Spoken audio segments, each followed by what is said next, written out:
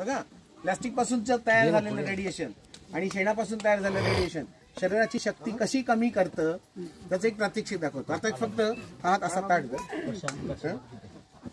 आणि मी तुझा हात माझ्या 2 किंवा 3 बोटांनी खाली ढकलणार आहे. तू खाली ढकलायला देऊ नकोस. ताकद वापर ताकद वापरलीस ताकद. आता लक्षात येत आहे माझी ताकद तुझा अंदाज आला. आता त्या हातात तू हे फक्त प्लास्टिक पकड आणि नुसतं तुझ्या असं डोक्यावरनं घालून फक्त खाली घाल. ठेव खाली. आता तिच्या शरीरात प्लास्टिकचे गेलेले हात असा इथे कर सगळं माझ्या हातात. आता जर मी तिचा हात खाली दाबला तर तो सहज हात खाली जातो. आता हा तू तुझ्या हातात घ्या. हे शेण आहे असं लक्षात घ्या.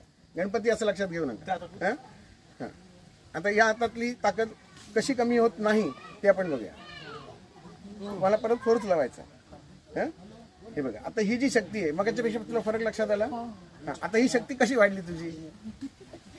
या शक्तीमुळे. ही शक्ती जी आहे, शेणाची शक्ती जी आहे, ही प्रचंड मोठी ताकद आहे. हे आपल्याला लक्षात येत नाही. प्लास्टिकमुळे तुमची शक्ती कमी होते आणि शेणामुळे शक्ती वाढते. काय प्रयोग करायचा आहे? कोणीही करून बघा प्रयोग. ही एवढी शक्ती जी आहे ही शक्ती